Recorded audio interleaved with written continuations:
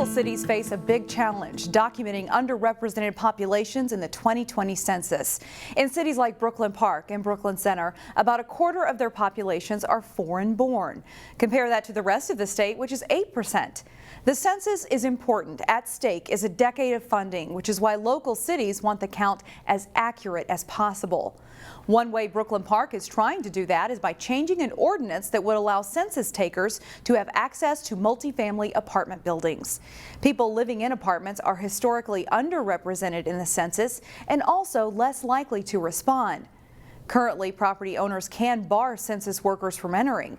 Under the proposed change, managers would have to work with census employees to provide access.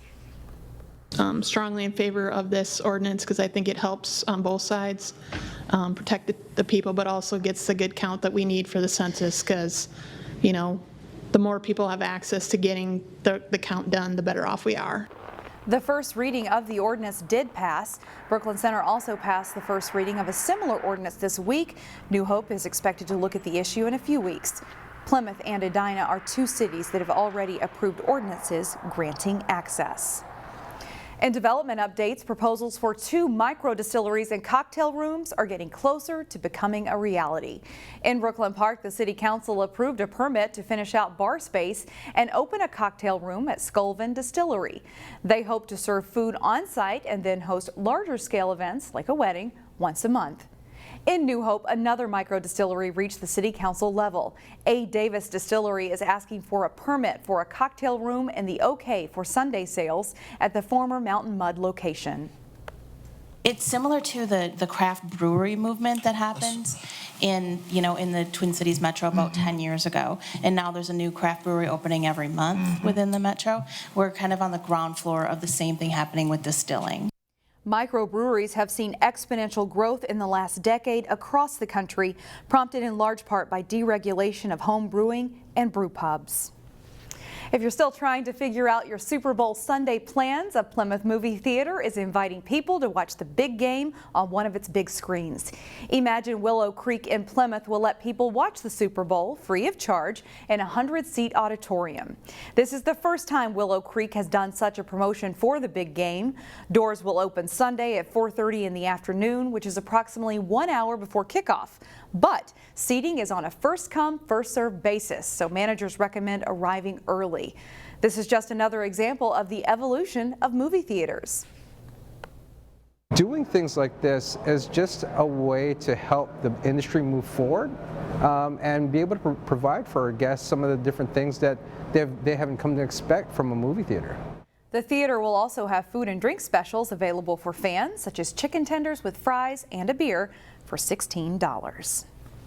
An Osseo area school is helping students develop academic skills through a program called AVID. Reporter Pafua Yang brings us to EDINBROOK Elementary for today's School Spotlight.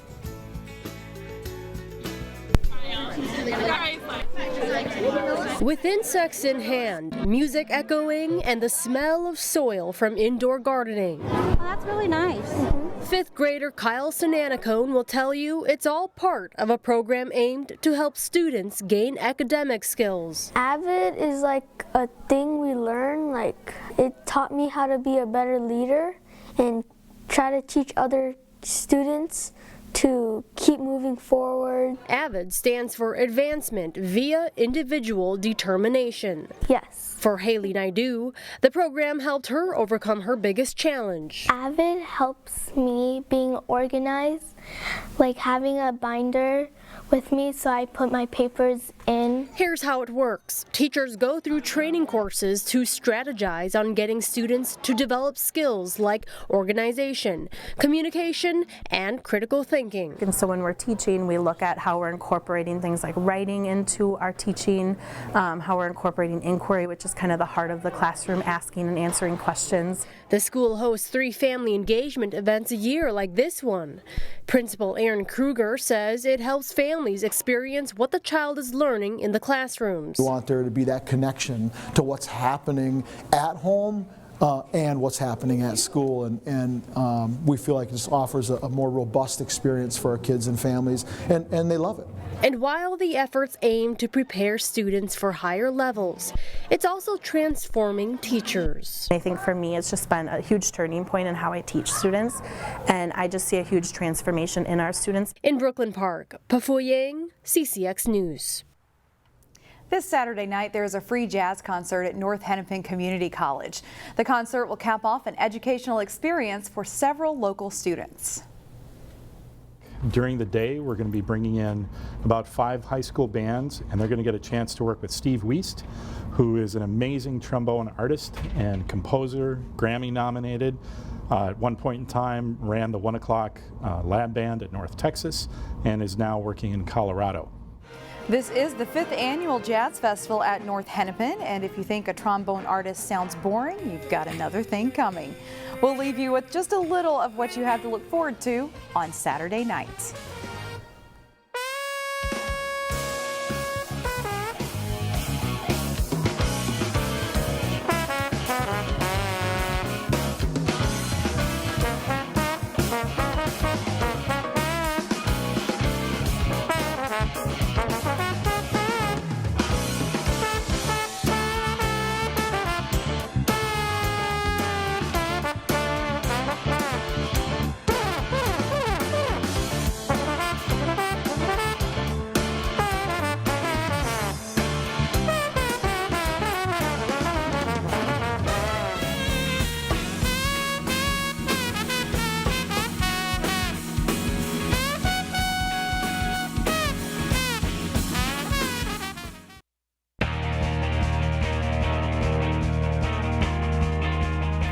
It's been a pretty good run for Wayzata head football coach Lambert Brown in the last few months, including a state championship and this week a trip to the Super Bowl. The Minnesota Vikings chose Lambert Brown as their franchise's nominee for the Don Shula High School Coach of the Year award. That earned he and his wife Lindsay a week in Orlando for last week's Pro Bowl. 32 coaches down there, so we spent the week together. We just got a chance to get to know each other, talk a little football, talk a lot about program. I think probably the most special part was just really being around a bunch of like-minded coaches who are all down there, and I think it was fun to talk about, hey, how do you do this play and this play? But I think really the vast majority of the conversations were really revolved around like what's everybody doing for kids? What's everybody doing to make football special in their community? Matt Land of Dalton, Georgia, was named the winner of the Coach of the Year. The runner-up, Coach Brown.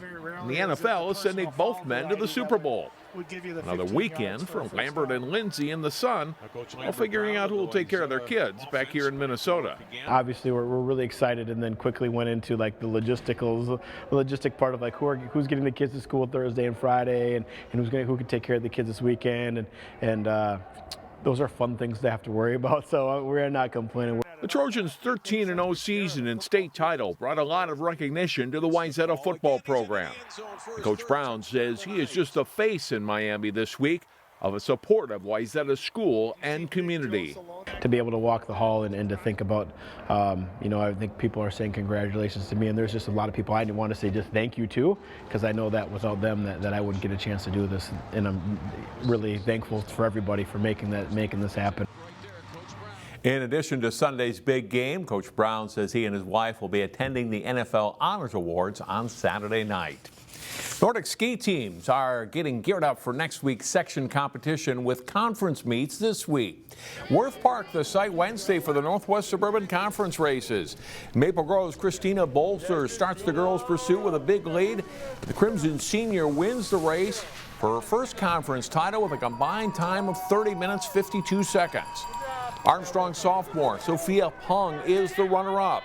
And in third place is Champlin Park's Jennifer Ullman. The Crimson gets 6 skiers in the top 20 and wins the team title. In the boys' pursuit, Armstrong's Roger Anderson goes out fast and finishes strong too, winning gold with a combined time of 25 minutes 35 seconds. Not far behind, Maple Grove's C.J. Young will take second place. Champlin Park's Mark Scheller is in third, and his teammate Connor Preston in fourth place as the Rebels win the team title. Well, more on this Monday on our Sports Jam show. Trying to find the best method for hooking tough bite walleyes is the subject of this week's CCX ice fishing tip. Here's Terry Tuma. Which is better for walleyes, a bobber system or dead sticking? I generally prefer, especially for a real tough bite, going with a dead stick system versus a bobber.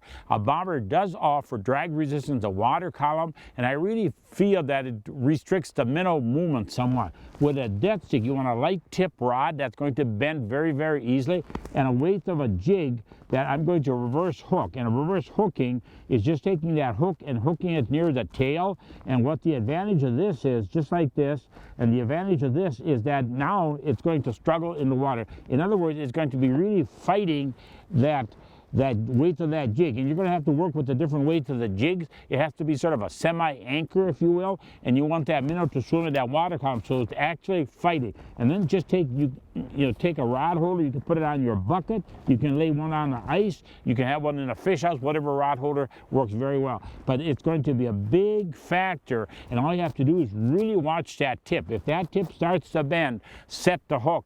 Generally speaking, you're not going to have to feed that minnow to that walleye. But a great opportunity, a great approach method to catch reluctant walleyes.